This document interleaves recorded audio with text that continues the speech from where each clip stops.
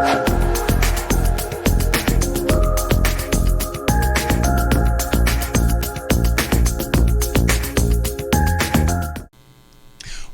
to Cybersecurity Awareness TV, episode number 439, recorded October 21st, 2023. My name is Mac Jackson Jr., your pivotal cybersecurity consultant navigating the intricacies of the digital realm. Whether you're a first-time viewer or a loyal follower, our mission remains steadfast to equip you with the latest insights, expert interviews, and actual strategies to safeguard against the escalating cyber threats in our era. Thanks to our global audience for amplifying our cause and champion cybersecurity awareness. Your engagement has been a very catalyst to bringing out cybersecurity awareness and moving our mission forward. To delve into our educational resources and understanding what we do here at Vanderson Cyber Group and with my show, Cybersecurity Awareness TV, and if you'd like to become a supporter, feel pleased to go through our website. You can find me at macjacksonjr.com. That's macjacksonjr.com. Visit our website. Let's forego the safety cybersecurity together, right? We're working on this together in cybersecurity awareness. And as a team, we can mitigate the damages of cybercrimes by working together. You can do that as well by joining me, subscribing to my YouTube channel, Cybersecurity Awareness TV on YouTube at Mac Jackson Jr., Mac Jackson Jr., or you can find us on the Roku network at WWDBTV and activate all notifications and stay updated on the latest cybersecurity strategies for your business and your family. You can elevate your cybersecurity awareness also by subscribing to my newsletter. You can find that, folks, very simply by going to the website macjacksonjr.substack.com. Again, macjacksonjr.substack.com, and your support will help forward us in our information in getting this message out to everyone regarding cybersecurity awareness. In today's show, folks, so an action-packed show for you today, we will continue our update on the latest regarding the cybersecurity attack on the MGM Grand Resort and Caesars Entertainment. I call it the Ocean's 13 style digital heist. And our second segment, we'll discuss what you can do to protect yourself from these types of cyber attacks. And of course, we'll recap our show for you today. But first, folks, the latest update on the cyber attacks. Last month, here in our show, we discussed the MGM Grand and the Caesars Palace Resorts, which had a devastating cyber attack that paralyzed a lot of their systems within the resorts. These systems included slot machines, reservations platforms, and the room key systems were made unavailable to guests and the hotel resort personnel themselves. This incident was not just a one-off that happened for this particular company. This was definitely something that can affect all organizations, and this is something that we all must look at, even the small businesses. If this would happen to a large corporation, folks, think about the small companies as well. The cyber attack at the MGM is a comprehensive effect of multiple systems and operations that failed because of the cyber threat. MGM and Caesars lost millions of dollars because of its threats by not being able to have income brought into their organizations and also paying ransomware to hackers and having their income of their companies being slowed down because of this type of cyber threat, and of course disrupting the guests that come to our city for enjoyment and entertainment. CBS News cybersecurity expert Chris Kirbett emphasized the need to have a more stronger, muscular approach to cybersecurity awareness across the U.S.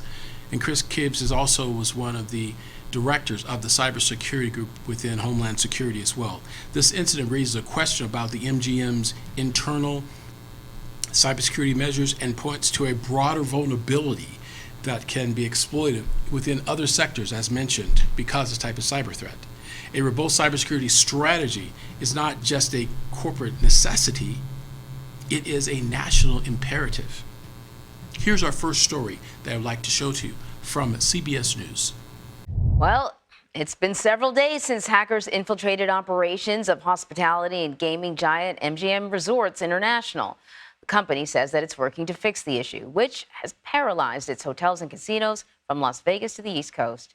Elise Preston has the latest from Las Vegas. Chaos in Vegas. You don't know what you're dealing with, right? You don't know how much is compromised and how much is not compromised. But not the usual sort. Since Monday, a massive hack has crippled everything from MGM slot machines to reservation systems and digital room keys. I asked how long is this going to be? This could be 1 day, it could be 3 weeks. As anxious customers worry about their data security. I don't even want to pay with my card right now. I'm scared that they're going to hack all of our information. It comes as Caesars Entertainment, another Vegas casino giant, announced it had also been the victim of a cyber attack. CBS News cybersecurity expert Chris Krebs says American companies are too vulnerable to these kinds of attacks. We've been in a half decade or so now of very disruptive and in some cases destructive ransomware and cyber criminal attacks that we need a more muscular approach. According to Bloomberg, Caesars Entertainment was forced to pay about $15 million in ransom to restore its systems. The company confirms that hackers acquired some driver's license and social security numbers, but says it has no evidence that bank accounts or payment card information was stolen.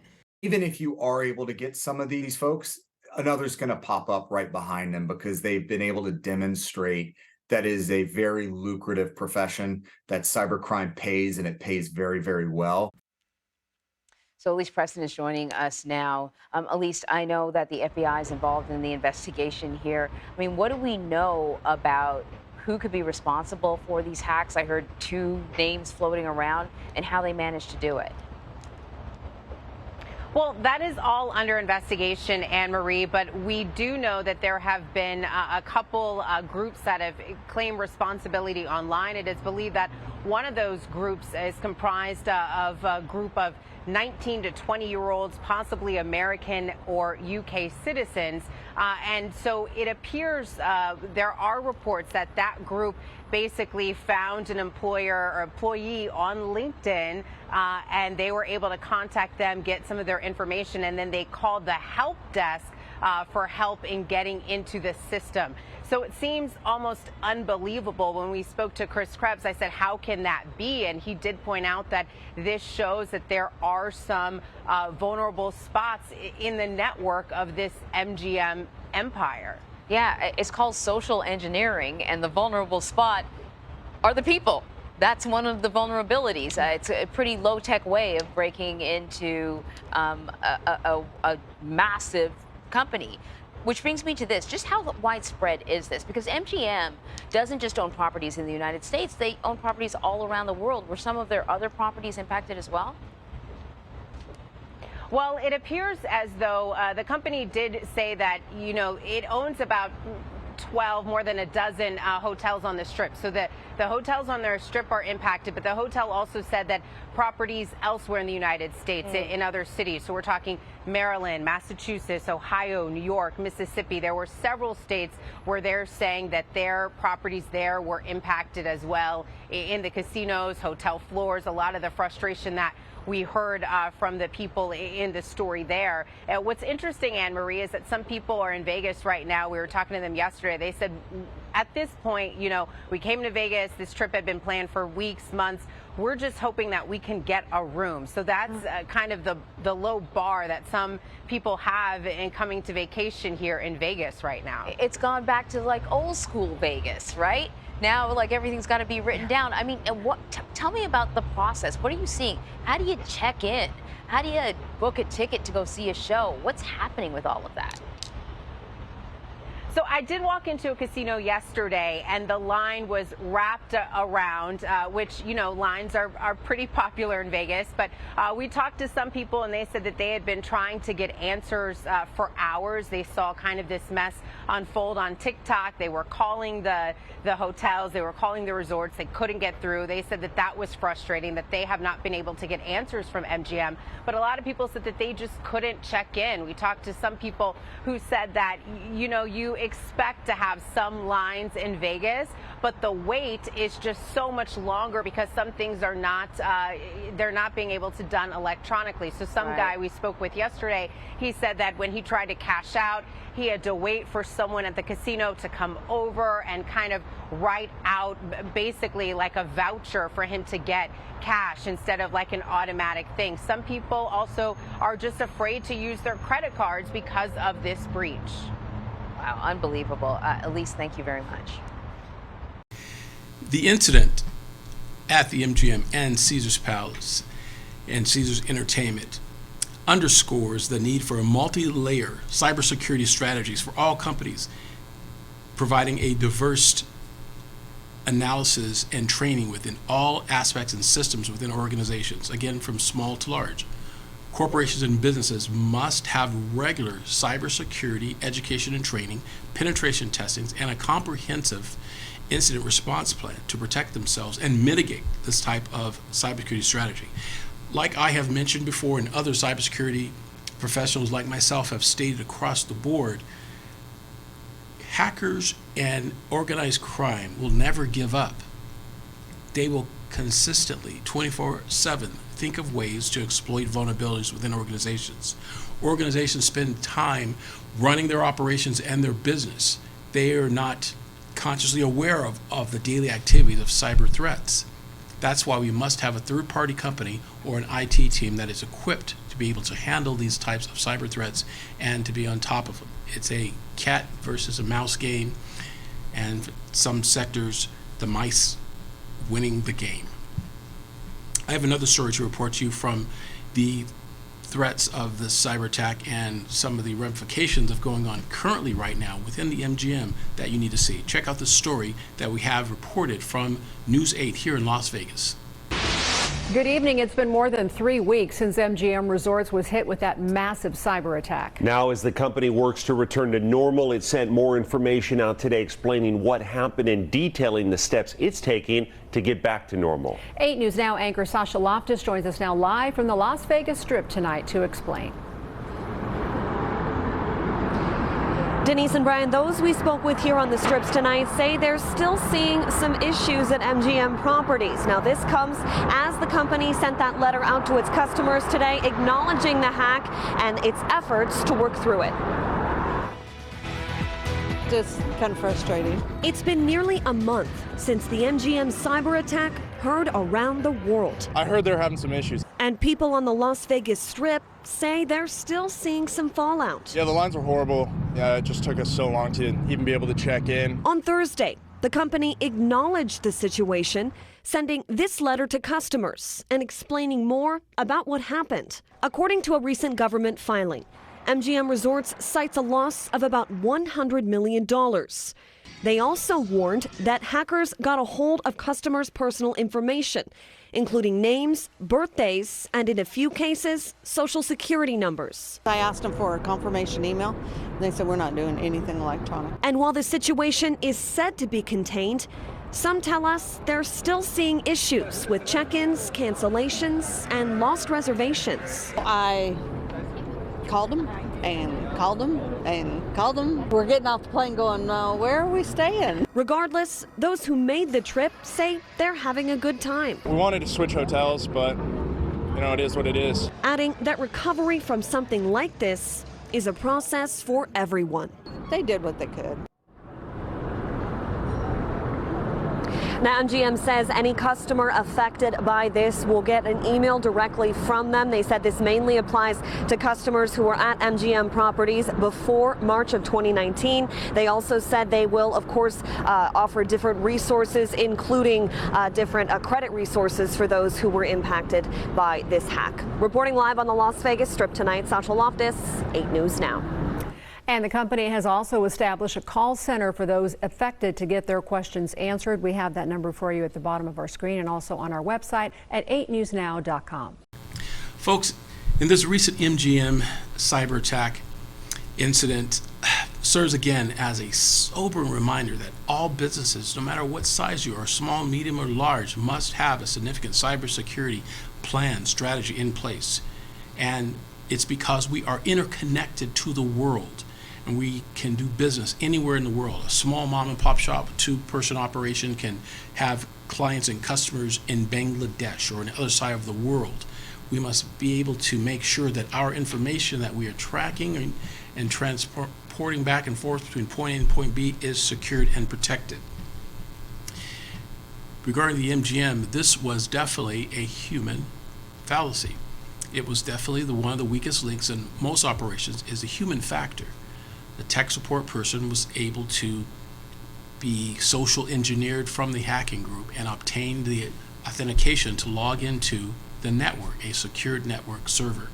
Whereas the hackers then went in and changed the passwords of everyone, of all the managers involved, now not allowing anyone else to have access to it. It's like having someone change the locks on your doors to your house. Your keys won't work, but when you look in the window, you'll see people in your house that you do not know stealing your stuff, and you can't open the door to get them out. Interesting scenario, but that's one of the ones that I use for my clients, letting you know that this cybersecurity technology can be very, very threatening, and we must do what we can to protect ourselves. Now, there is good news here. This incident has caught the attention, of course, of all incidents like this with the Cybersecurity Infrastructure Security Agency called CISA, C-I-S-A.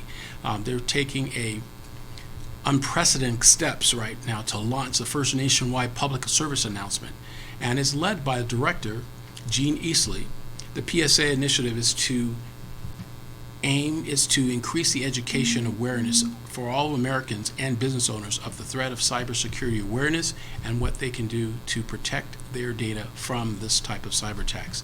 Again, the MGM instance, it shows that the vulnerability exists right now within several of the organizations surrounding MGM and worldwide. And all businesses must have a stable cybersecurity plan in order to protect themselves from this. We'll continue our story to show you this particular interview from Gene Easley from CISA from CBS News. Here it is. The Cybersecurity and Infrastructure Security Agency, or CISA, has launched its first nationwide public service announcement.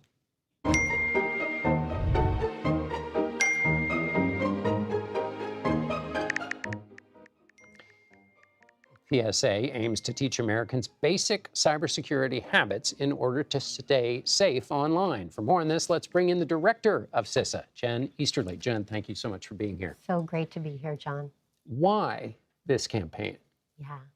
So just to put it into context, it's the 20th anniversary of Cybersecurity Awareness Month. And the Congress resourced us to do a PSA campaign for Americans. And so we kicked it off yesterday. It's called Secure Our World. But I think it's important that we put it in context of the threat environment, right? I mean, our world is so digitized and it happened so fast. You know, technology is woven into the fabric of how we communicate, how we connect, and how we consume. When you think about how technology powers our lives, it's 23 million Uber rides a day, more than 200 million emails that get sent, and every minute, 2 billion people on Instagram, 55 million people using Apple Mobile Pay, 1.7 billion meals delivered from DoorDash last year. So everything is driven by technology. And it's incredible. It's incredible that we can live our worlds like this and be more productive and more efficient. But the thing is, all of this technology has made us more and more vulnerable. So there's a cyber attack every 11 seconds. 7% of the websites we go to lead us to malware, and cybercrime damages are expected to cost the world over $10 trillion by the year 2025. And some of that damage can come in through, for lack of a better term, just regular Joes, right? I mean, that's why this campaign's important. It's not just like, oh, you might, get locked out of your computer for a minute. Yeah.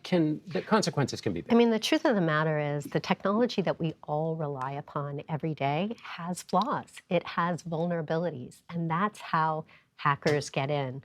But what we're saying is we're trying to equip every digital citizen from K through Gray with the tools that they need. We call it, John, cyber hygiene.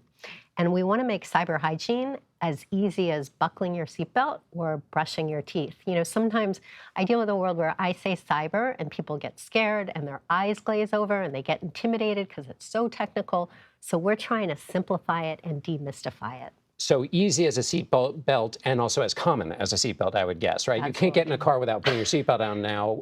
And so what if there was one thing, they're going to watch the PSA and they'll go to the website, but if there's one thing that people should do or learn how to do to have better hygiene? So the whole point is we wanted to do 4 things, but I'll do it really quick. It's strong passwords and a password manager.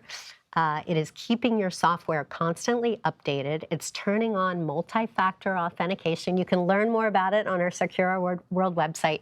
And it's thinking before you click. Do not click on those unsolicited emails or open attachments from unknown sources. Tell me now about the bigger threats. So that's how we can have better hygiene, but who's coming to make us dirty? Who's coming to make life, and what's the nature of the threat now? Yeah, so the day-to-day threat that we at CISA, as America's Cyber Defense Agency, worry about has really been ransomware. We have seen the significant increase over the past couple years of ransomware, and what that is, it's typically criminals that are laying down malicious software on those vulnerable devices and then locking up that data and forcing victims to pay for it. We've especially seen attacks against what we call target-rich cyber poor entities, like rural hospitals, like K through 12 schools, like water facilities. And so we've been working to try and raise the bar so that they can be safe and secure.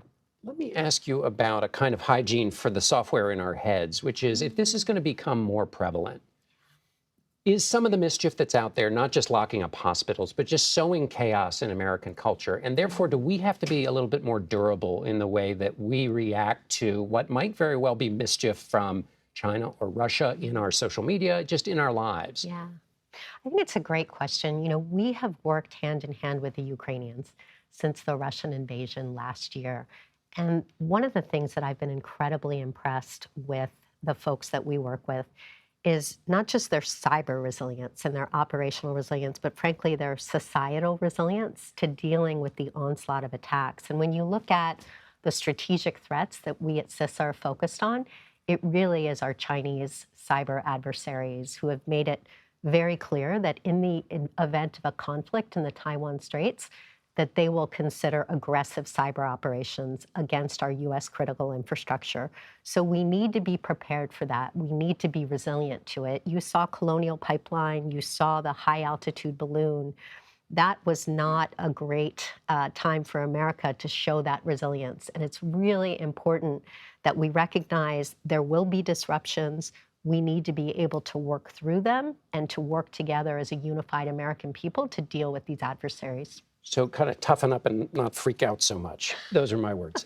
Let me ask you about CEOs. You mentioned ransomware. So I'm a CEO of a small hospital, or do CEOs have a new relationship, a new role they should play in a world where you're going to maybe get a ransomware attack? I think it's a really important question. You know, CEOs need to embrace and own cyber risk. It can't be something that they delegate to their chief information security officer and hope the IT team is taking care of it. They really need to look at cyber risk as a business risk, because ultimately it can take down their entire business and hurt their shareholders. So we talk about corporate cyber responsibility. CEOs owning and managing cyber risk is a matter of business risk and as a matter of good governance. And I think it's incredibly important that any business leader, particularly CEOs, C-suite, and board members, recognize that this is not something that it can delegate. Many of us heard or learned about CISA for the first time in the election context. Yeah. What can you tell us about the durability, the strength of our digital infrastructure with respect to that? And also, what are the attacks new, or what does the attack end of that look like? Yeah. So we serve as what's called the Sector Risk Management Agency for election infrastructure, which means that we work with state and local officials who are on the front lines of defending democracy to make sure they have the resources and information and capabilities to be able to protect that infrastructure from cyber threats, from physical threats, from insider threats, and from foreign influence and disinformation. And we have already started working hand in hand, making sure that they have what they need.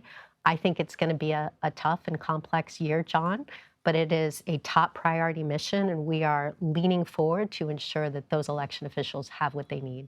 Jen Easterly, thanks so much for being with us. We really appreciate it.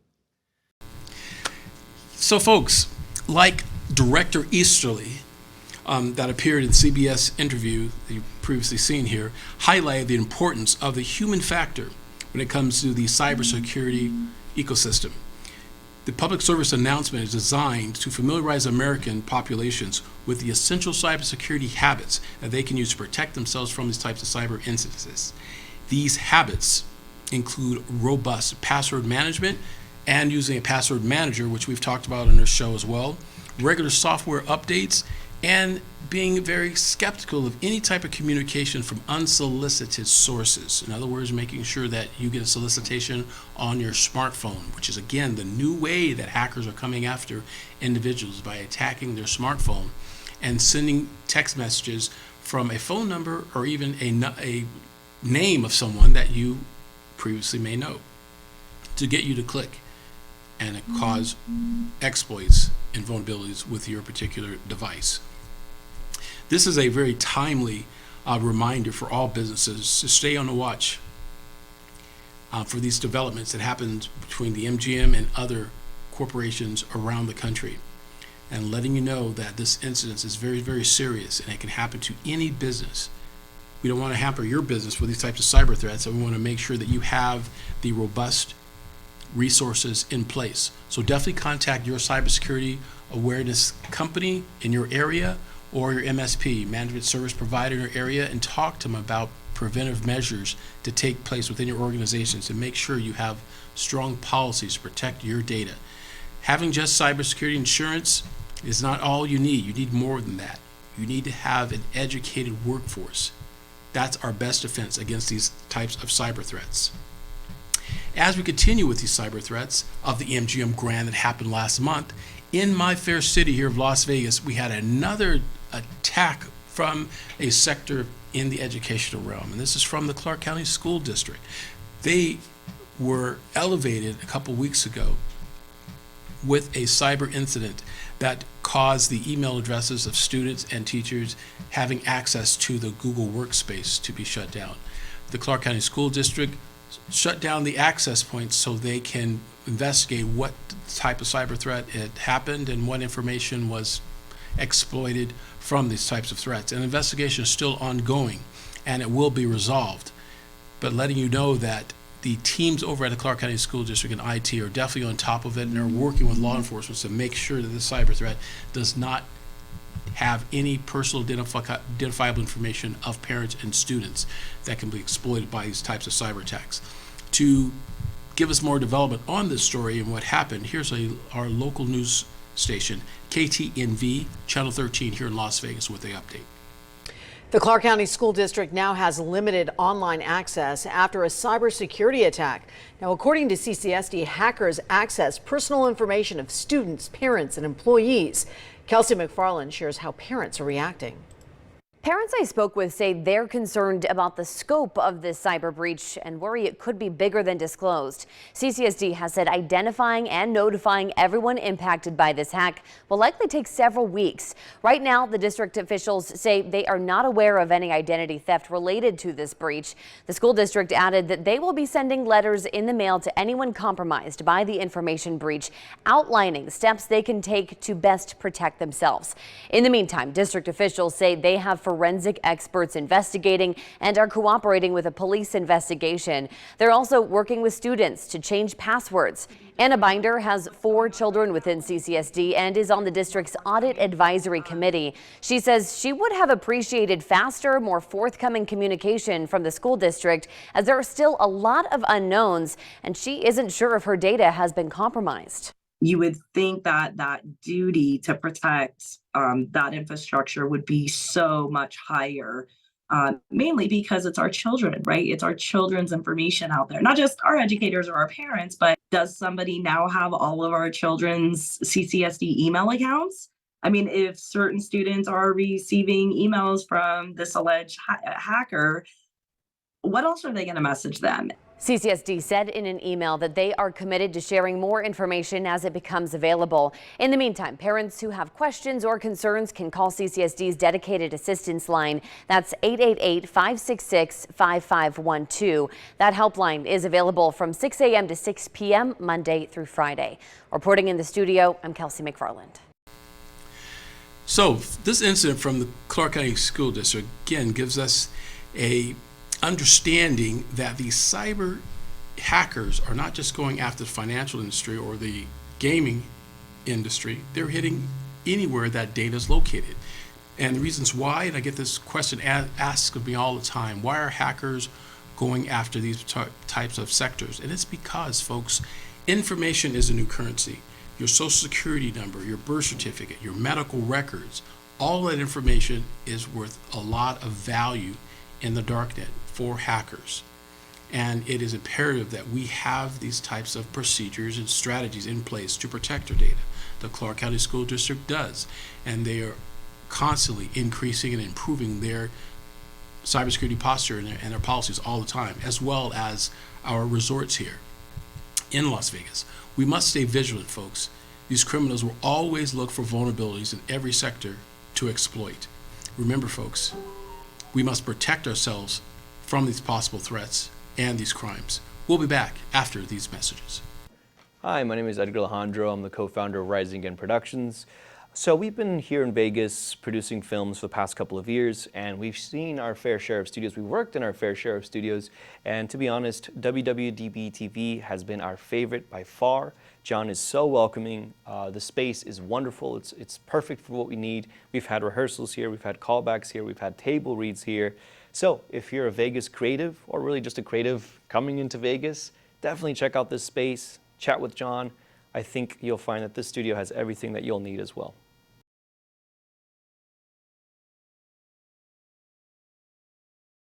Hi folks, welcome back to Cybersecurity Awareness TV. I'm your host, Mac Jackson Jr. So now what can we do as individual citizens, parents, corporate leaders, CEOs, and regular entrepreneurs? How can we protect our data from these types of cyber threats? Well, folks, here again, we're going to reiterate some things that you can do to protect yourselves from these type of attacks. Firstly, and most important thing is to have a strong password. We talked about that in our show. We've talked about that in all of our episodes. But having a strong password is very, very important. However, when you think of strong passwords, it has to be unique, we have told, and to be long, over 16 characters or more, and upper and lower case. Yes, it can be very, very difficult. You should have a password manager, folks. Password manager to help organize all of your passwords for every piece of application that you use, from websites to your financial information to social media. Definitely have a unique password. Use a password manager. For more information on that, definitely contact your cybersecurity consultant, or you can contact my company as well to find out more about password managers. Have a VPN. We talked about that too. A virtual private network on your smartphone devices. Using antivirus software, not just on your laptops or your computer systems, but also on your smart devices like your cell phone and your tablets. Make sure you do that, folks. It's very, very important to do that. And of course, use two-factor authentication, also known as MFP, multi-factor authentication. And what that means is when you log into the website with your user ID and your password, you will be asked to provide a code that you will be able to give to the actual website and use it from your smartphone or email. That's the second level of multi-factor authentication. Definitely sign up for that if that is available from your banks, especially financial institutions. Make sure you have multi-factor authentication set up for you to use. Make sure you update your computer devices with all new software that your manufacturer will let you know, because what happens is your manufacturers, they will get awareness of any types of backdoor flaws within their software or updates to improve the security. They want to send that information to all their customers, so you need to make sure you have that set up on your computer. A lot of times it can be annoying, especially with some of the browsers. I noticed that we have to update almost 3 times a week just about using certain browsers, but we need to do that to make sure we stay one step ahead of the bad guys. So make sure you do that. And when it comes to your credit and your social security number, folks, it's very, very simple to do nowadays than it was 15 years ago. A long time ago, if you go to do an inquiry on your credit report number, you would get a mark to lower your score. Nowadays, that has changed. You could check monitor your credit report anytime. I suggest you do that at least 4 times a year, every quarter. Check your credit score and make sure it's correct. But you can also add another layer. You can now freeze your credit score with the 3 recording agencies, you can freeze your Social Security number. What this means that anytime that you or someone, hopefully only yourself, uses your Social Security number to make any purchase or inquiries, you will get a notification from one of the 3 credit reporting agencies. Then you can respond to it. Now, once you freeze your account, you'll be given a PIN, giving you authorization to open up your credit again, to approve it. And folks, it definitely works. It's something you should do. Have credit monitoring.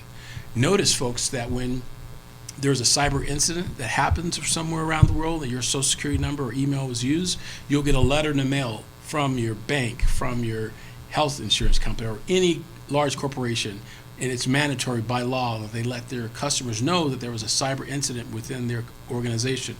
And they will state in it that credit monitoring service is available for 6 months or so. Well, hey folks, that's great. That's nice to know, because that's what they're compelled to do.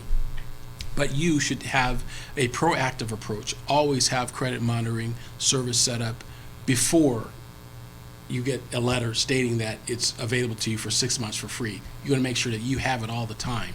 And with that, if you see anything suspicious within your credit, report it right away, because these hackers and criminals would try to obtain the assets with your name attached to it fast and quick as possible.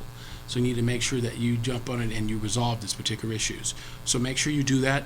Have credit monitoring service, protect your credit, freeze it. These are just a few things you can do. Now, for corporations and companies, you need to have policies in place, meaning training your employees on the latest in cybersecurity awareness for your organization. And that is something you can do by hiring a cybersecurity consulting firm like myself or others that are out there. If it's not my company, make sure you hire someone to give you cybersecurity awareness education and training. Improve your policies and your posture. Make sure your employees are constantly trained with vigilant cybersecurity practices that protect themselves. These are just some of the things you can do to protect yourself. Folks, these incidents are growing and they are on the rise, in spite of hundreds, if not thousands, of consultants like myself around the world bringing our message to our global audience. The hackers are still winning in a lot of cases and exploiting companies. So we must do what we can do, and that's by staying #cyberwoke, as we say it here on the show. We'll be right back after these messages.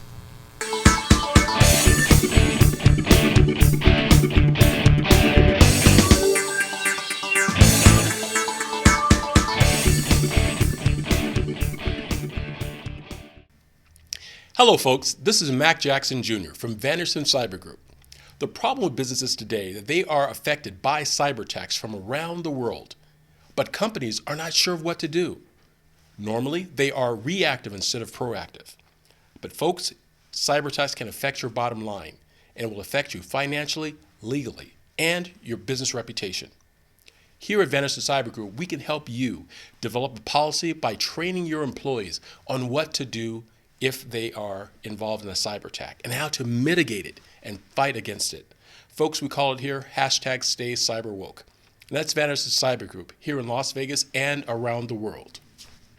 You can reach me, folks, at VandersonCyberGroup.com or my website, MacJacksonJr.com as well. Here locally, 702-868-0808. Give us a call today, folks. We must fight back.